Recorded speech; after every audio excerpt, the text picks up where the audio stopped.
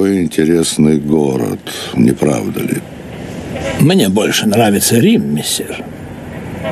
Да, это дело вкуса. А чего этот дым там на бульваре? А это горит дом писателей, Грибоедов. Надо полагать, что это неразлучная парочка, Коровьев и Бегемот, побывала там. В этом нет никакого сомнения, мессир. Оставь нас.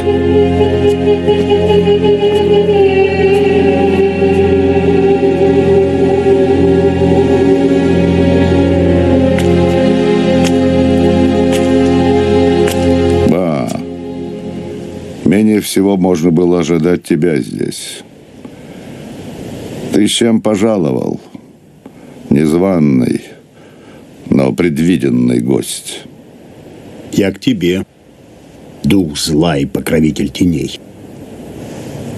Если ты ко мне, то почему же ты не поздоровался со мной, бывший сборщик податей? Потому что я не хочу, чтобы ты здравствовал. Но тебе придется примириться с этим. Не будешь ли ты так добр задуматься над вопросом? Что бы делало твое добро, если бы не существовало зла? И как бы выглядела Земля, если бы с нее исчезли тени? Ведь тени получаются от предметов и людей. Вот тень от моей шпаги. Но бывают тени от деревьев и от живых существ. Не хочешь ли ты ободрать весь земной шар, снеся с него прочь все деревья, все живое, во имя твоей фантазии наслаждаться голым светом?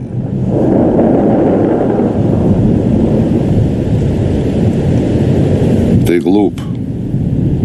Ну, говори кратко, не утомляй меня. Зачем появился? Он прислал меня. Что же он велел передать тебе, раб? Я не раб. Я его ученик. Мы говорим с тобой на разных языках, как всегда. Но вещи, о которых мы говорим, от этого не меняются. Итак. Он прочитал сочинение мастера и просит, чтобы ты взял с собой у мастера и наградил его покоем. Неужели тебе трудно сделать это, дух зла? Мне ничего не трудно сделать, и тебе это хорошо известно. А что же вы не берете его к себе? В свет. Он не заслужил света. Он заслужил покой. Передай, что будет сделано. И покинь меня немедленно. Он просит, чтобы ту, которая любила и страдала из-за него, вы бы взяли тоже. Без тебя бы мы никак не догадались об этом. Уходи.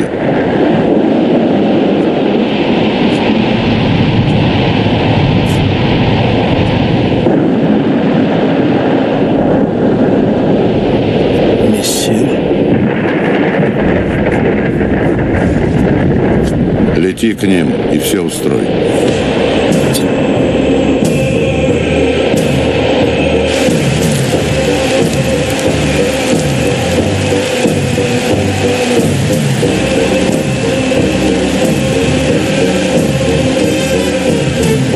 Tai va, trečia dalis, gerų naujienų. Parodysime jums apie tuos išgamas, apie šėtoną pavydolę, kokie veikėjai čia vaikšto. Ir kaip burtus leidžia. Tai va, šitoj sferai, kadangi Anatolijoje šitą temą, kai sakant, labiau kapstė ir dakapstė, o aš tik tais parodysiu, pabūsiu rūporas ir pademonstruosim ženklus. Tai va, yra tokie apdarai, vadinasi prokuroro apdaras, atributika, kuri yra įtvirtinta būtent Lietuvos Respublikos prezidento dekrete Vadinasi, Lietuvos prokuratūros pareigūno atributikos etalonų patvirtinimo 2004 metų gruodžio 13 dienos įsakymo dekreto numeris 169. Ir antram straipsnė, kaip sakant, sutapimų per daug nebūna apie tas visas juridinės mirtis. Antram straipsnė yra parašyta: laikau netekusių galios Respublikos prezidento 95 metų lapkričio 15 dienos dekretą numeris 766, jau kas žiūri mūsų laidas, ta prasme, apie tą 766 žino, apie migrantų iškeldinimą, sąsąją su 95, tai čia yra būtent nuo tų 89 metų anetos LTSR pilietybės įstatymo, kai tam pradėjo brūžinti visus į tą migraciją. Kas susitvarkė dokumentus, tas pasiliko, kaip vadinkim, ant žemės, kas nesusitvarkė, kai sakant, ir tos pačius prokurorus išpirdolino irgi į šelfą, pavadinkim taip, į Ameriką darbuotis, ir jie darbuojasi ne kam kitam, o Amerikos statytiniui, specagentui Valdui Adamkui, kai sakant. Jis čia viską pasirūpino. Kaip matot, pagal tą Cestus Cuvii aktą 95 metais, lapkričio 15 dienos, panaikino būtent vatavą prokuratūros tą įstatymą dėl prokuratūros. Ir yra čia pateikiami Lietuvos Respublikos prokuroro atributai. Lietuvos Respublikos prokuroro atributai turėtų būti tokie. Prokuroro mantija su Lietuvos valstybės herbu, toliau mantija, yra prokuroro atributas, dėvimas teisme, trapecijos silueto su platėjančiomis rankovėmis priekyje, užsegama mantija siuvama iš juodo audinio. Mantijos priekyje ir nugaroje ties pečių linija yra klostės. Papėtės ir apvadai siuvami iš veliūro. Ir toliau, dėmesio. Mantija dėvima su tamsiai raudonos spalvos kaklajuoste, kurios juostos sukryžiuotos ant krūtinės ir susegamos ženkliuku su Lietuvos valstybės herbo atvaizdu. Ir šičia sekantis Lietuvos Respublikos prokuroro atributai. Lietuvos Respublikos prokuroro ženklo aprašas, prokuroro ženklas, prokuroro asmens tapatybę patvirtinantis ir teisę veikti pagal įstatymus suteikiantis prokuroro atributas. Lietuvos valstybės herbas prokuroro ženklo viduryje simbolizuoja, kad prokuratūra yra valstybės institucija, trali-vali. Čia yra už Lietuvos valstybės herbo yra vertikaliai nuleistas 13 amžiaus stilizuotas sidabro spalvos kalavijas.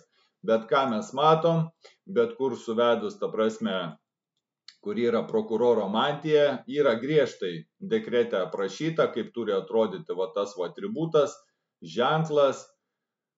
Tačiau, ką mes matom, mantija yra susegta, ne tokiu, ne prokuratūros, ne prokuroro ženklu.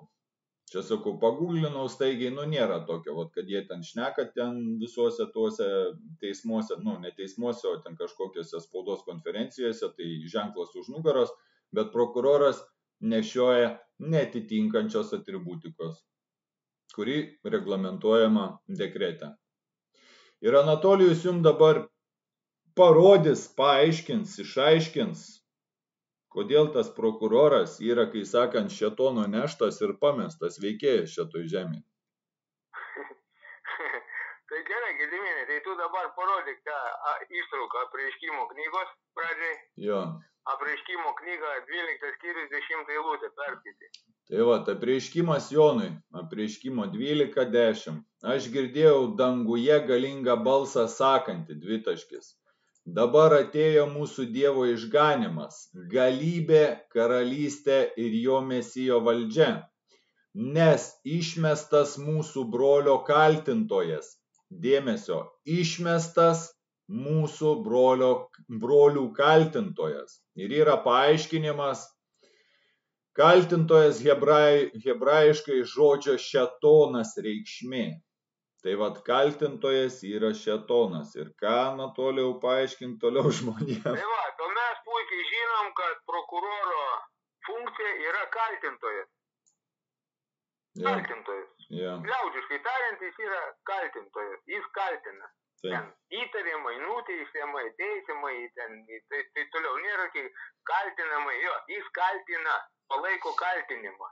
Tai va, čia ir yra, kad jisai atlieka šitų kaltintojo šėtono funkciją. Ir dabar parodyk, kodėl.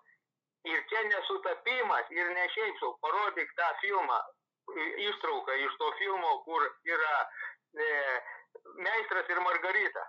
Jo. Ten Vyresnio amžiaus žmonės žino, tai dabar dėmesio į ekranus ištrauką. Gerai, čia aš tą ištrauką, tarkim, parodžiau, iškirpsiu. Jo. Tai va, tai būtent čia aiškiai parodyta, kad tas šėtonas to Volando asmenyje, o ten ir yra šėtonas būtent pagal tą grožinį tą kūrinį, Meistras ir Margarita, Volandas tai yra šėtonas. Tai va, mes matom, kokį jis mantiją užsidėjęs. Būtent prokurorų mantiją, jis užsidėjęs prokurorų mantiją, o šita prokurorų mantija yra iš mirusiųjų pasaulio, iš mirusiųjų. Kodėl mes dabar norim šitą parodyti atitikimą? O būtent, kada mūsų tarybinių žmonės pervedė iš juridiškai gyvų žmonių į šitą mirusiųjų pasaulį, atėmė mūsų suverenę turto valdymo teisę, o su ją atėmė ir teisės, būtent. Jo su nusavybė atėmė ir teisės, mūsų panardino į tą mirusiųjų pasaulį. Todėl nuo 90 kur tu Gezeminai sakei, ten 5 ar kokių atsirado ten tie prokurorai su šitom mantijom mirusiųjų pasaulio, tie šėtonai.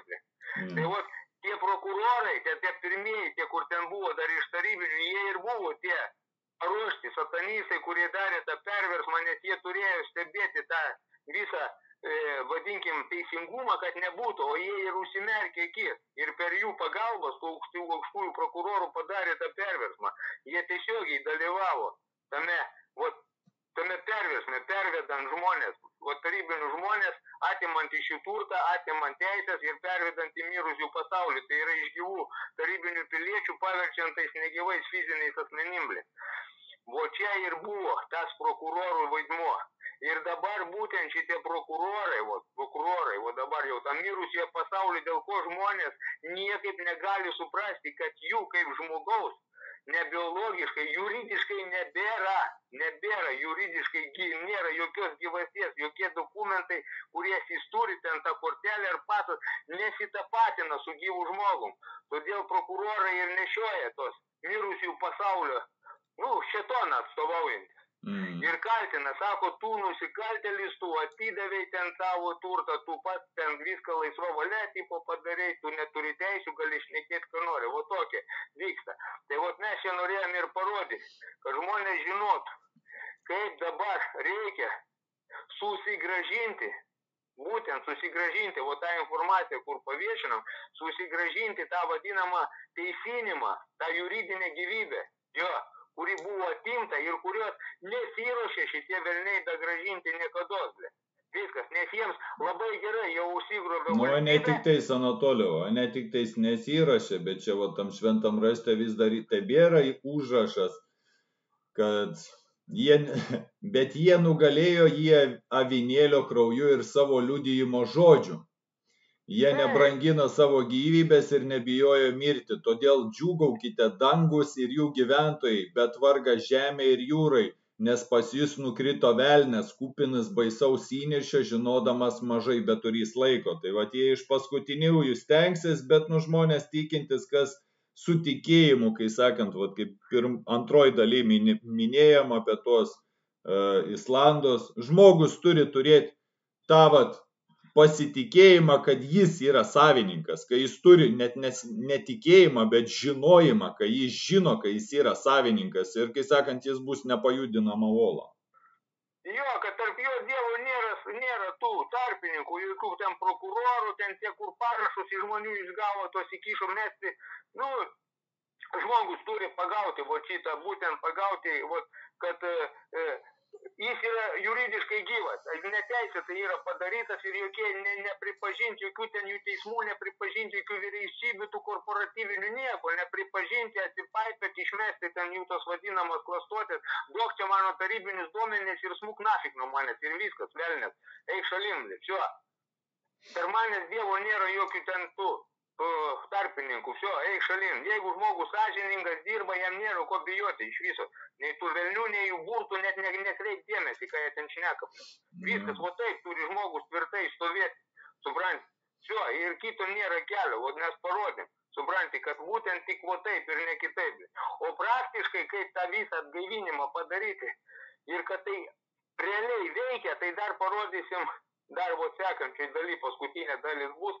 Praktiškai parodysim, kaip jie nusikaltėliai užgrobė nusikalstamų būdų visus tavo, ne tavo aplamai žmonių dokumentus, užgrobė tai vadinamą veido atvaizdą, kaip jie iki šiol dar durina ir pardavinėja šitą žemę, valstybę ir taip toliau. Jo, čia bus jau paskutinė dalis. Tai tiek, Gediminai. Окей, тогда. Все, давай тогда, Iki. Конечно, очень опасно, но опаснее еще и другое. Вот оставить страну вот так. И если вообще-то хотя бы какой-то голос сопротивления не звучал, простите меня, нас бы, наверное, давно продали. И меня бы, наверное, продали, и мою дочь продали, и мою жену продали. И сказали, ну-ка, из квартиры вы выметаете, ну-ка, вообще так, землю мы продали, больше продавать нечего, вот люди остались. Но должен же быть какой-то сдерживающий момент, должен быть какой-то противовес.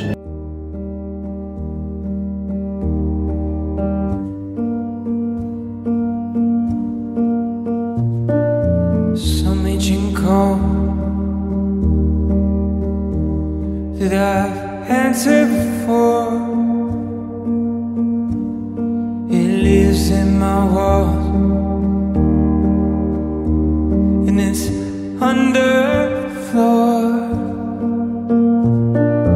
If this was meant for me, why does it hurt so much?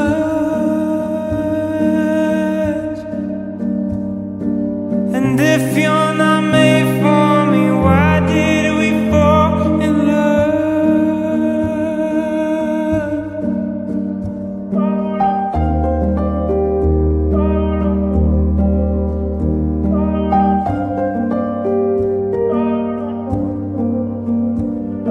A knock at my door. I thought I was alone, unaware of what I thought I needed. I dropped like a stone. If I'm not mistaken, then I was the last to know.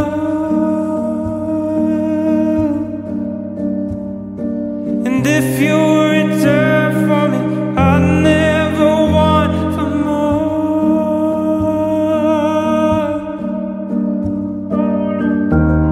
You're dislocated, don't be like that. And you smile when you dive in, like you're never coming back.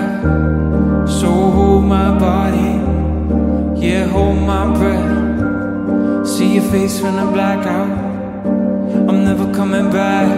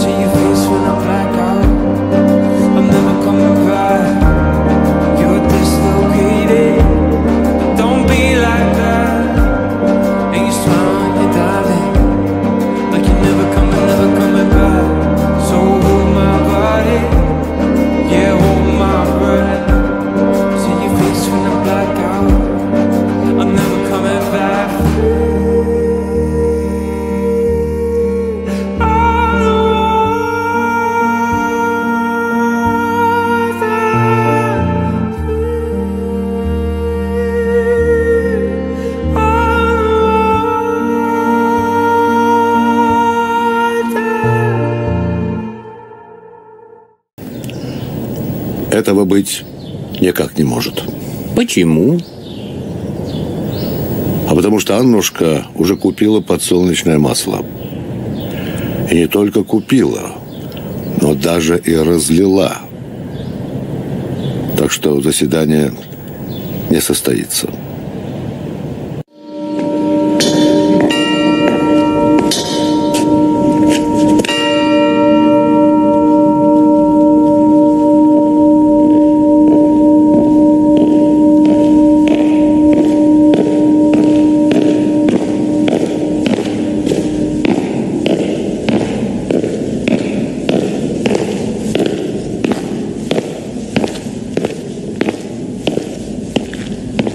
Михаил Александрович, все сбылось, не правда ли? Голова отрезана женщиной, заседание не состоялось, и живу я в вашей квартире. Это факт. А факт – самая упрямая в мире вещь. Но теперь нас интересует дальнейшее. Вы всегда были горячим проповедником той теории, что по отрезании головы жизнь в человеке прекращается, он превращается в золу и уходит в небытие. Мне приятно сообщить вам в присутствии моих гостей, хотя они служат доказательством совсем другой теории, что ваша теория и солидна, и остроумна. Впрочем, все теории стоят одна другой. Есть среди них и такая, согласно которой каждому будет дано по его вере. Да сбудется же это.